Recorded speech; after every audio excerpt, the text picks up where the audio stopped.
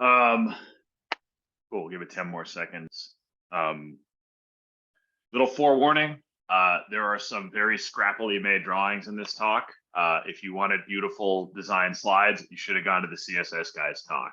And there's still time to leave now. I don't think he started yet. But thank you to our designers who did jump in at the last minute and did a couple things. So it was uglier 3 hours ago. Let's get into it. This is 100 different ways to get help from the replicated team. It's actually 4 ways, but it's all good. Offering help is courageous, but so is asking for help. And I'm here to encourage you all to get help as often as you can.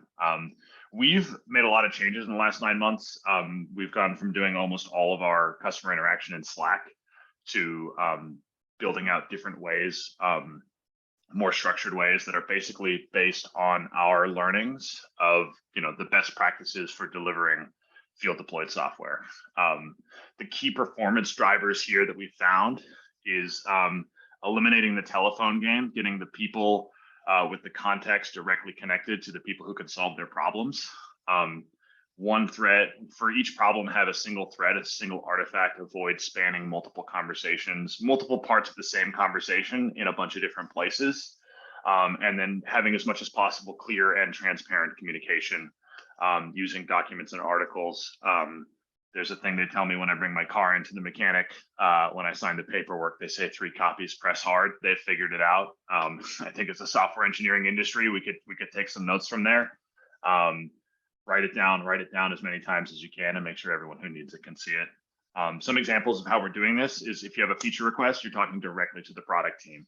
If you're having problems in the field, you're talking directly to our engineers. We're tracking everything in GitHub issues to give really kind of dynamic and rich documents and artifacts around every problem, requests for help, things like that. And then our whole communication style is inspired by the best open source communities, again, using GitHub issues and automation to drive a lot of this. And the last one is, we're talking about performance drivers, but how do we define high performance is really make it measurable. So key indicators that Nikki talked about in his talk that are going to help you build better, sell more, install faster, and support efficiently. And then a little preview near the end of some other kind of leading indicators on these things that we're developing based on our experience. If you can't measure it, you can't improve it. That was Peter Drucker, allegedly. I should say that for legal purposes. So real quick preview, what else are people measuring? Obviously, there's things like DORA and the 4 key metrics that people talk about. Accelerate, that pretty much applies to every software team I've ever worked with. But in the world that we are in, where we're delivering to customer environments, things like mean time between failures, time to pave raw infrastructure, and measuring toil and things like that get a little bit different. And then what are the processes and practices we're seeing? And this is all getting into the why of why we've restructured our communication. It's to foster and enable measuring these things and enable these processes. But again, mixing the dev and the field skill sets, shifting left and creating cross-org champions, people on the field side who understand what it is to build and enhance the application to make it easier to deploy and support, and people on the dev side really directly connected to end customers and riding along on those installs. Again, toil budgets. You wouldn't spend all day resizing disks in your SaaS infrastructure. You would use software automation to do that. So you shouldn't do it in your customer environments either. And you shouldn't ask them to do it. Let's automate this stuff. We figured it out. We have the tools. Let's apply everything we know to delivering to customer environments. Of course, getting everybody aligned around the service level that we'd like to deliver. Another big part here. Okay, cool. So getting into the kind of nitty gritty, the tactics of it, the communication architecture, which is basically just a fancy way that I will say how we talk. There's 2 specific teams I want to talk about here. I actually stole this slide from Chris, and I will plug his talk several times today. If you're here, make sure you watch the recording of Chris's talk as well. He's talking. If you're here, that means you're not at Chris's talk. So I recommend that one as well if this is interesting. Customer engineering is the teams that help to onboard folks, answer questions, make recommendations, help you learn what you need to learn. And then engineering support, that's our teams that are really hands-on building the product. and they are also the ones who are getting on the phone with you or working with you in GitHub if something goes wrong or if you find a bug, and we'll get into the definition of bug a little bit later. But it's all about cultivating transparency. We have all these different groups of people, and they're all may have certain pieces of context that they want to share with each other. And so the more we can bring all communication into one place and make it super transparent, the better across everyone at your team, everyone on our team, leadership on both sides. Things just go really smoothly when we do this. So there's 3 types of help. This talk is getting help from the replicated team. There's a couple different flavors that I want to define here. And there's an asterisk there because there's a secret 4th one that we'll get into.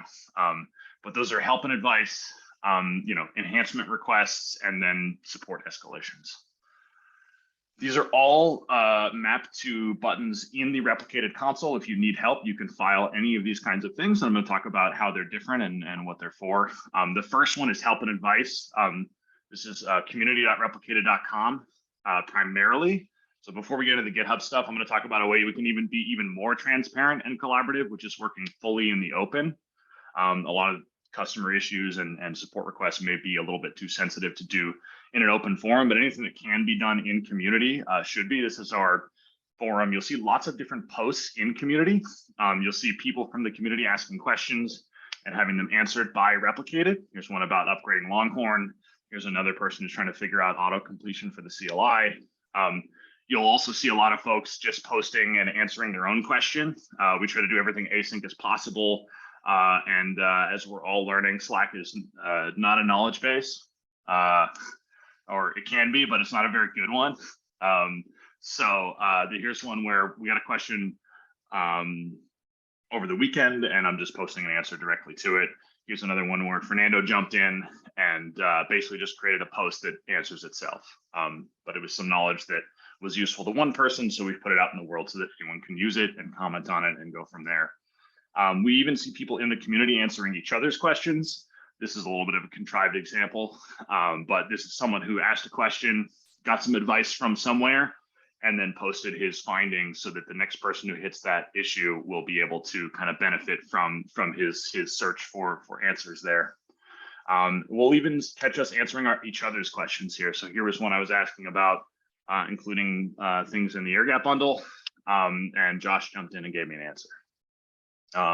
And the other way around, I will sometimes ask questions and someone will jump in from the community and answer them. Shout out to Dom, he's everywhere in community. If you ask a question, there's a 20% chance that he'll be the first one to answer it.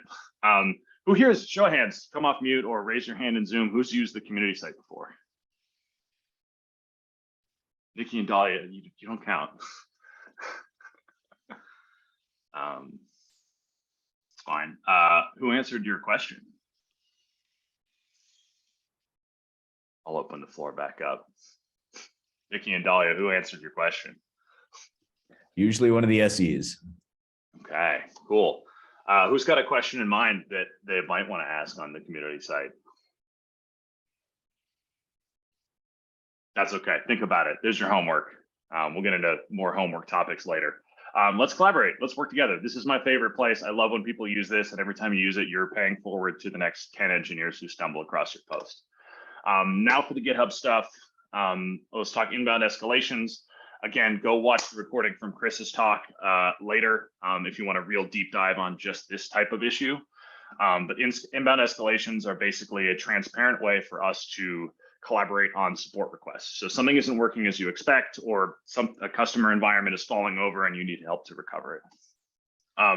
We've built kind of this schema on top of GitHub issues where there's some expected metadata via labels on an inbound escalation object, which is notified by this kind thing, in case you see like a million labels. I'm not going to go into super deep detail. There's docs on how all this works. But this is kind of just an overview. You know, labels will probably have escalations will probably have a severity, a status, maybe a link to a particular product, and then some pointer to a customer, if it makes sense, if it's an escalation about a particular customer.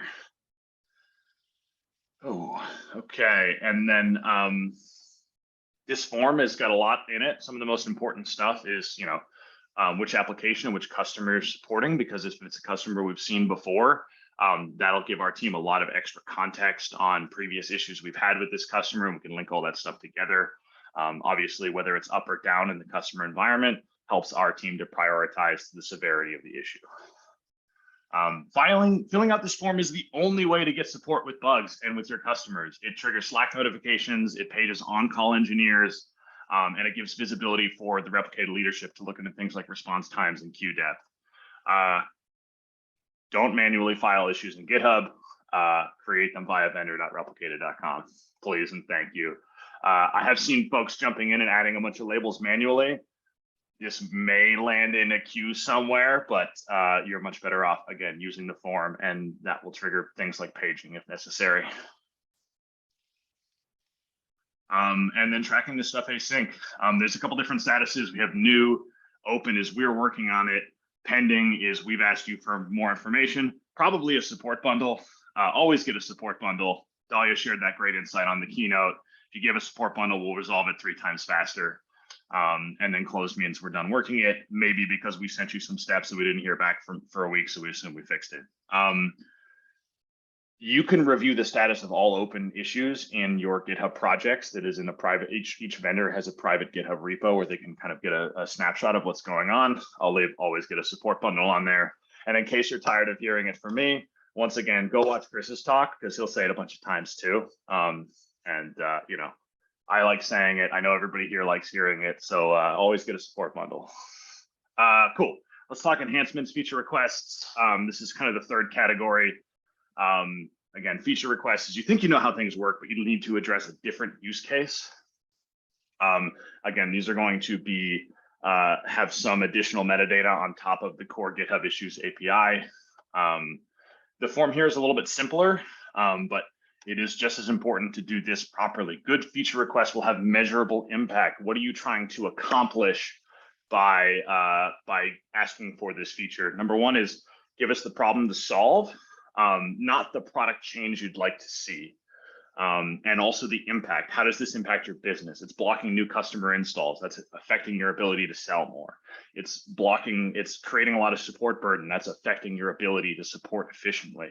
Our product managers go crazy for requests that have a clear problem and actual business impact. So if you actually want your thing to get done, make sure you add those things in. Just saying this is hard or this is high impact makes it less likely that we're going to focus on it. Again, this stuff can also all be tracked async. So the new column is actually obsolete. You shouldn't see anything in there. If it's tracked, that means it's in our internal tracker, but it's either untriaged, unscheduled, or it's in a backlog. And then, of course, we have stages to show you that we have started working on it. And then when we finish it and we're waiting confirmation from your team to see if this is done or not. There's going to be a lot of blacked out things because we're using real examples here. But here's an example of, folks have a top 10 here. We have a list of the things that are scheduled. We have a list of things we're waiting confirmation on, and then things that have actually been finished. This is all about eliminating telephone. When you create a feature request through the feature request form, you're talking directly to engineers and PMs. And so we've even built some automation here where if you make a comment in a private GitHub issue, that will be delivered directly into our internal tracker. And so, you should not need to jump into Slack and say, hey, is there an update on this issue? If you put a comment on the GitHub issue, the people who own that issue will, or the PM who triage that issue will see your comment. Super exciting. What else we got? Oh yes, so I said there was 3, but secretly there's 4. Packaging steps, the other help and advice. We got a great Brene Brown quote there. There are known knowns, known unknowns, but there are also unknown unknowns. It's actually Samuel L. Jackson, but it's still true. So we'll keep rolling. Packaging steps again. A single piece of work that we are recommending or almost like strongly encouraging that your team as a vendor completes to incorporate a replicated feature or to prepare to ship to a particular end customer. They will have things like a priority and maybe a phase of a project like alpha or beta as you're getting ready to ship your application. They will come from a lot of different sources. If you're evaluating replicated, our customer engineers will use packaging steps to kind of track success criteria and manage the evaluation project. We have our alpha phase, which is basically about getting you ready to ship to your first 2 customers. And this is going to be doing the basic kind of seatbelts and helmets kind of stuff. That's going to make sure those first few installs go smoothly, including preparation, research, training. And then the beta program will be like, here's the steps that every vendor should go through to ship to their next 20 customers. So large format trainings for your broader team, working through doing things like automated testing, CI/CD, and again, all the other features in Replicated that help you build better, sell more, install faster, support efficiently. And then once you reach that kind of GA phase where you've completed all those steps, there may be kind of independent one-off ad hoc things. Here's an example of an alpha project board. And then we do sponsor reviews. I know Amber touched briefly on the replicated sponsor program. So here's one where our CTO, Mark, who's a sponsor for this account, jumped in and just read through their application, did an install, and sent some recommendations. Says, hey, your config screen asks for passwords for 4 different databases. You should probably validate those user inputs before you go try to deploy them all. Here's another example of an incident review where we had a support escalation and our CRE team reviewed the issue, built a timeline, filed a report, and then provided some tasks that should help to eliminate that in the future. There's a couple more kind of examples here of, you have an escalation, we send a packaging step that says you can upgrade this, and then you have 2 more escalations. Now we can link those together and said, hey, this is still the same work recommendation we made a month ago. It would have prevented these 2 things and can help. Say you're on a support team, it can help you kind of escalate or build mind share for actually applying the fixes that Replicated has recommended. Full paper trail, all of that. Maybe you have an escalation that leads to a feature request that leads to okay, now we've shipped this new thing, you've got to upgrade your version so you can receive that. So mapping these different types of work. Packaging steps or recommendations, we work really hard on them because we want to make your lives easier. This is not meant to be like homework for you. Like this is like, this should get done. We are here to help you with it, right? So definitely like if you see this stuff, it's not meant to be like, well, you should have done this. It's like, hey, what can we do to help you get this done? How can we help you get your support collectors done so that users can solve problems on their own? There's a million examples, but that's kind of the gist there. And then on the note of cultivating transparency, again, everyone's talking in GitHub, but that only works if you actually see your messages. So there's a lot of features of GitHub. This has actually come a long way. There's a GitHub/notifications where you can see everything that's happening. You can get really granular control over what you're subscribed to and which repos you're watching. I actually really like to do unwatch all and then just pick a couple, because if you're anything like me, you get a million GitHub emails a day and it's really hard to parse stuff. So, keeping an eye on this stuff is part of cultivating that transparency. There's also Slack bots you can set up that will pull new issues and comments into a channel if that's how you like to work. There's some links here. I didn't put a link, but you can also do like filters for Superhuman and Gmail, where you can take the subject line or the from line in an email and create a dedicated inbox of just, hey, here's all the things that are happening with this one repo that I share with Replicated that tracks all our support problems and things. Cool. So to recap, oh man, we're gonna have time for questions. Oh, I love it. Cool. So this is all based on our learnings. We deliver field deployed software. We've been doing it for 7 or 8 years. A lot of you have been doing it for longer. A lot of you have been doing it for less time. Some of you have been doing it with Replicated for 7 years, like the customer we're going to hear from in a little bit. But it's basically, in the old world, or this is the new world, depending on how you see the world of software, but where your CI/CD creates an application and users consume that over CI/CD. As we move to a new, more distributed world where your CI/CD creates a package and users deploy that and then serve it over HTTP in their own networks. Again, top teams are adjusting and finding ways to apply everything we've learned in the last 10 years about DevOps to deploying in this way as well. They're finding things that are really important to measure. I didn't mention adoption rates earlier because we have a cool example kind of that I saved for the end, which is, adoption rates is all about, when you ship to the cloud, you push a button and maybe you canary it out over a couple of days, but you have complete control over what version which users are on. And in this world, you're kind of at the mercy of your end users as to when they want to adopt your software. And so we've got some preview of a couple fancy things that we're doing on that topic. Shout out to our awesome data team and to Leah for putting this together. But it's all about making stuff measurable, getting the right people together, and building a very cleanly understandable and grokkable paper trail for what's happened, what recommendations have been made, what has gone wrong, and how can we continue to move forward and collaborate on our mutual success.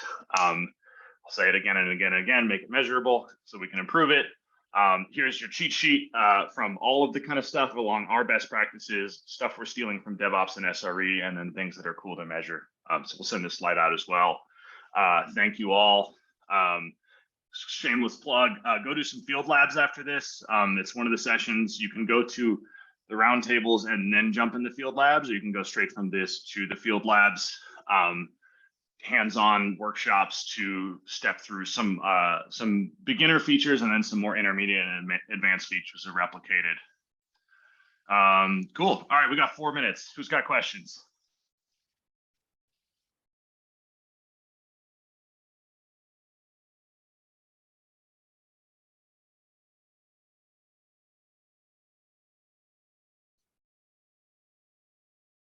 Cool. Well, I'll be hanging out in the other sessions. If you think of anything, feel free to fire it off, and always happy to catch up in Slack or find me on Twitter or something, and we can chat more about all this. Thank you all. You can rejoin the main room and take a couple minutes break, and